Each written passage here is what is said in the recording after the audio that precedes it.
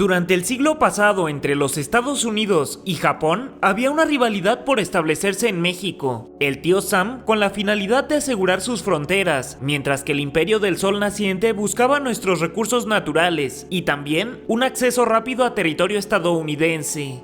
El interés de Japón por establecer relaciones con México inició durante el Porfiriato, cuando la expansión del sistema ferroviario nacional hacia el Pacífico abrió nuevas oportunidades de negocios en Asia, donde históricamente la plata mexicana era muy bien cotizada, mucho más que en los países europeos. Con los años, la presencia japonesa fue aumentando en toda Norteamérica, principalmente en la región de California y Baja California, donde se establecieron pequeños comerciantes agrícolas y pescadores nipones que casi de manera milagrosa se convirtieron en grandes comerciantes agrícolas y pescadores destacados.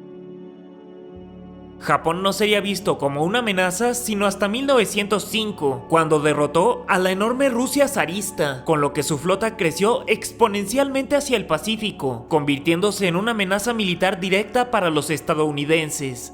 Ya desde 1907 empezaron a circular por toda la Unión Americana supuestos intentos de invasión japonesa que se originarían desde la frontera mexicana. En una carta dirigida al secretario de Estado estadounidense fechada en 1907, se le informa que en el vecino estado mexicano de Coahuila, muchos trabajadores de origen japonés que trabajan como mineros son en realidad espías que investigan los sistemas de seguridad de los Estados Unidos, y que incluso un general japonés había desembarcado en Mazatlán con la tarea de realizar mapas topográficos del terreno para que el gobierno japonés pudiera realizar una posible invasión por tierra al territorio estadounidense.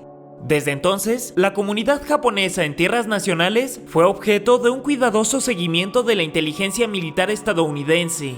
Si era cierto o no, nunca lo sabremos. La verdad es que el tío Sam ya mostraba síntomas de paranoia contra los japoneses en México, y para colmo, la embajada alemana en México, en uno de sus reportes ese mismo año, afirmaba que México no solo era un puente para que ingresaran japoneses a Estados Unidos, sino que era el lugar para que las fuerzas armadas japonesas prepararan y dirigieran una invasión que calificaron como inminente. Incluso se citaron en 5,000 los japoneses radicados en Chihuahua y 3,000 en Jalisco que solo esperaban órdenes para atacar. Dado todo lo anterior, el gobierno estadounidense se convenció de que en caso de una guerra contra Japón, este último formaría un gran contingente armado con sus reservas en México, país que usaría como base de operaciones para atacar directamente a California. También se menciona que, según los reportes de inteligencia, los japoneses en México tenían la capacidad de tomar el control del Canal de Panamá y cortar esta vital vía de comunicación.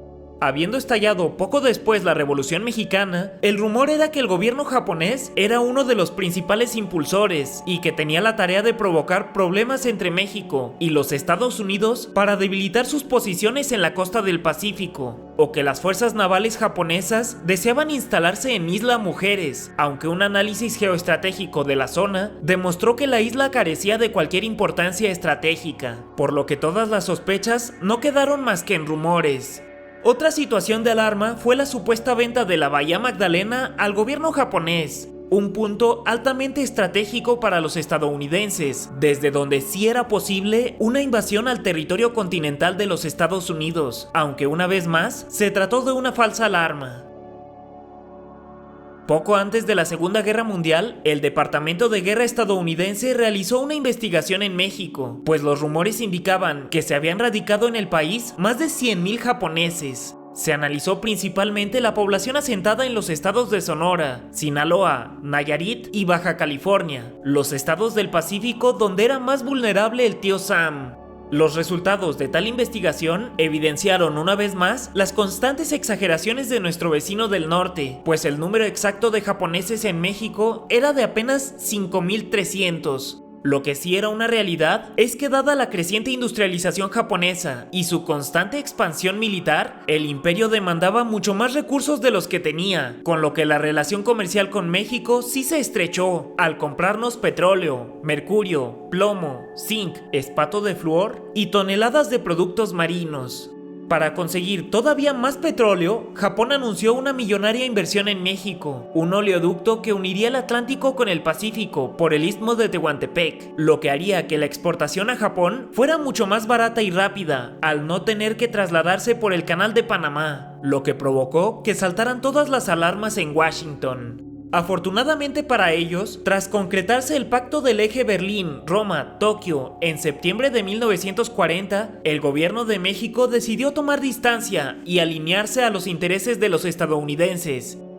Uno de los últimos incidentes relacionados con Japón en nuestro país ocurrió en el norteño estado de Sonora. Tal y como los servicios de inteligencia estadounidenses venían sospechando desde hacía años, el gobierno japonés estaba extremadamente interesado en cruzar el Pacífico y tener acceso directo al territorio estadounidense, su último gran obstáculo para ser la principal potencia de todo el océano. Desde la década de 1930, los japoneses habían filmado la geografía del estado, identificando convenientemente los puntos más indicados para un desembarco. Además, habían comprado varios campos de siembra que, en caso de un conflicto, servirían para poder aprovisionar a sus soldados en territorio mexicano. No obstante, tras por fin suscitarse el trágico ataque japonés a las islas hawaianas, que propició el ingreso oficial de los Estados Unidos a la Segunda Guerra Mundial, ningún soldado japonés fue activado en territorio mexicano, tal y como habían estado especulando. Lo que sí sucedió fue que las comunicaciones telegráficas entre Coahuila y Baja California empezaron a fallar misteriosamente, presentando en las estaciones de retransmisión algunos bajones de electricidad. El titilar de las luces día tras día parecía ser atribuido a fallas en la generación de energía, hasta que alguien se dio cuenta de que aquel parpadeo intermitente no era una mera casualidad. De hecho, lo hacían al ritmo internacional del alfabeto Morse. Alguien, en algún lugar, había interferido las comunicaciones mexicanas y enviaba mensajes codificados a algún otro sitio. Los resultados indicaron que había una radio clandestina transmitiendo mensajes hasta Japón, y algunos aviones espías estadounidenses lograron rastrear el origen de la señal en la costa sonorense.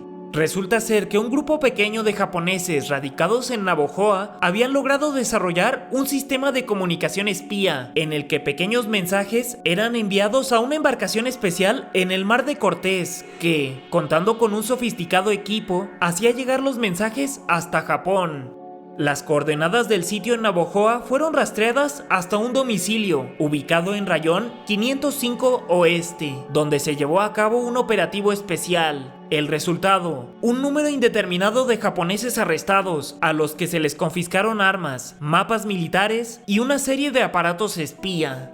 El 20 de diciembre ingresaron a México varios soldados estadounidenses que querían comprobar la supuesta existencia de bases clandestinas de aviones y submarinos japoneses en el país, sin haber encontrado ningún indicio de ellas. ¿Qué piensas al respecto? ¿Será que no eran solo paranoia las ideas estadounidenses de una aparente invasión japonesa a su territorio a través de la frontera mexicana? Para mí, Watchers, yo soy Snooty Aaron, y en esta sección donde solo llegan los valientes están todas las fuentes utilizadas en este video, así como los créditos y las referencias, por si gustas checar alguno.